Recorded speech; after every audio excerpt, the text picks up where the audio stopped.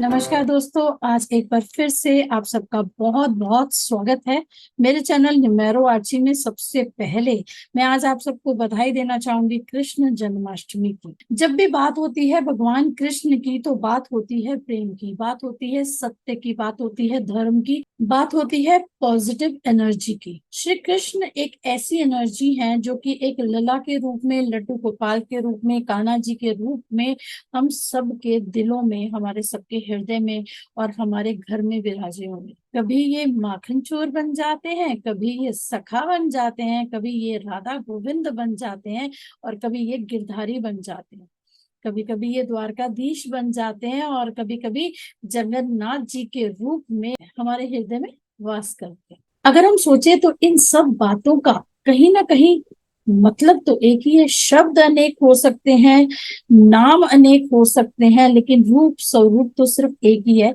भले ही हम उन्हें भिन्न भिन्न नामों से याद करते हैं, लेकिन मन के भावों से तो हमें कान्हा जी ही याद आते हैं। इन सब चीजों को मिलाकर जो एक चीज बनती है वो है प्रेम।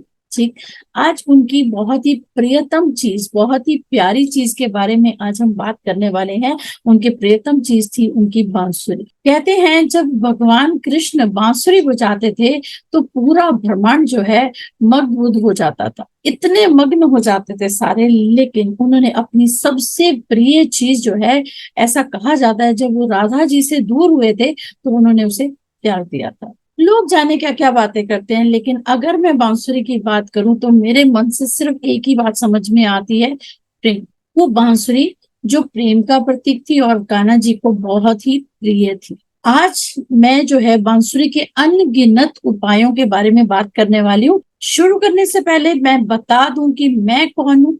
मैं एक अंक शास्त्री हूँ, पामिस्ट हूँ, टैरो कार्ड रीडर हूँ। अगर आप मुझसे ये विद्याएं सीखना चाहते हैं, इसके अलावा बहुत सारी और विद्याएं भी मैं सिखाती हूँ, प्लस प्रैक्टिस करती हूँ।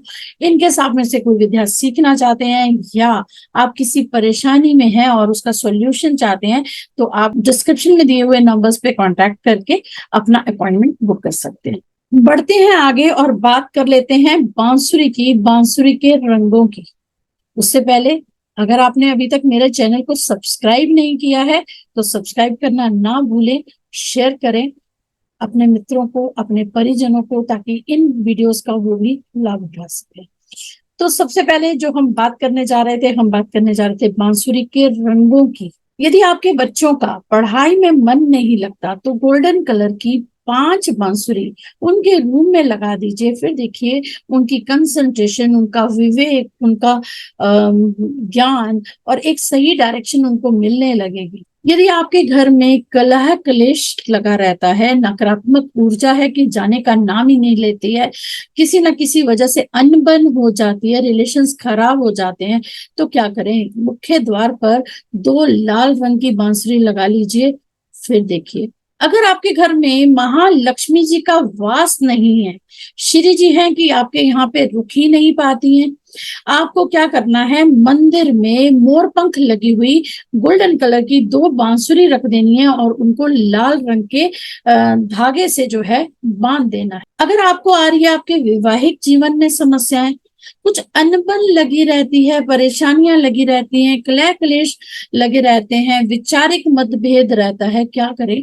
आप करें, एक गोल्डन कलर की और एक रेड कलर की बांसुरी ले लीजिए, इस तरह से क्रॉस करके अपने बेडरूम में लगा दीजिए। बेडरूम के अंदर नहीं लगा सकते हैं तो बेडरूम के दरवाजे पे लगा दीजिए।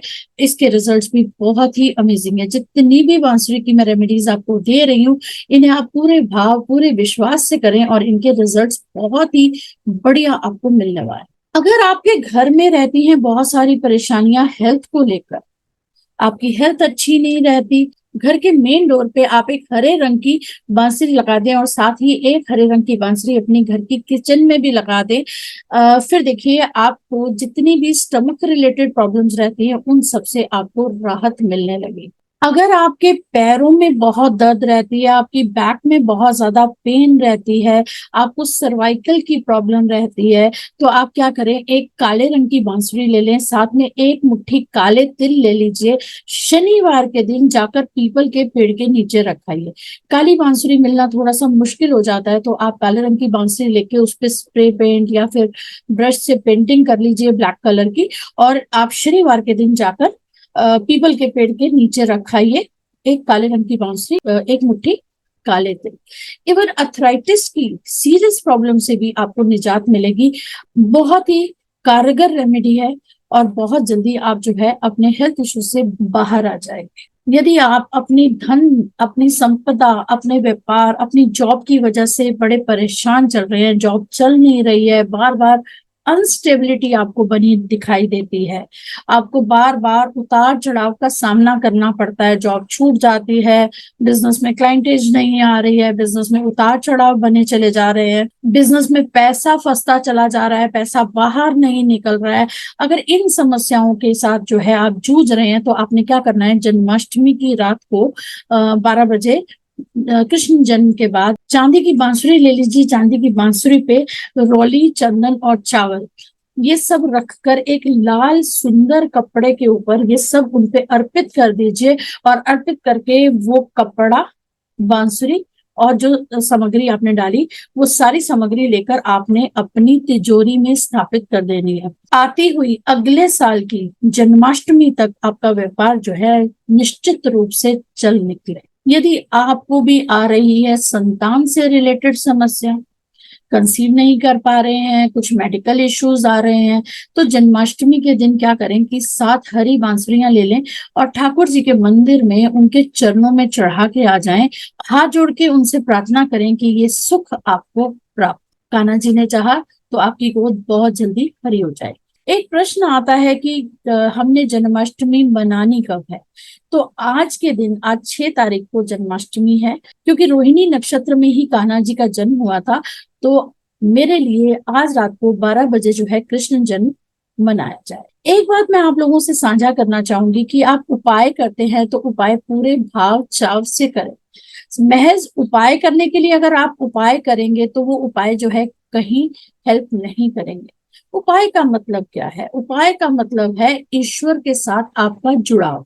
आप उन ईश्वर को हाजिर नाजिर जानकर जब आप कोई उपाय करते हैं तो उनके साथ में आपका जुड़ाव हो जाता है।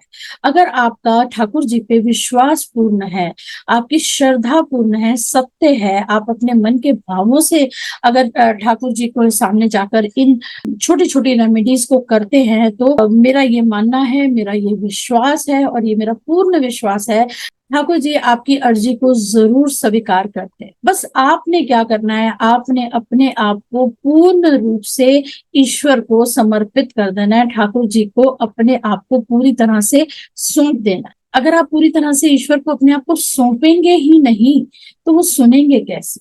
एक बार उन पे विश्वास करके देखिए और विश्वास के साथ इन रेमेडीज को करके देखिए। इसी के साथ अपनी वाणी को यहीं विश्राम देती हूँ।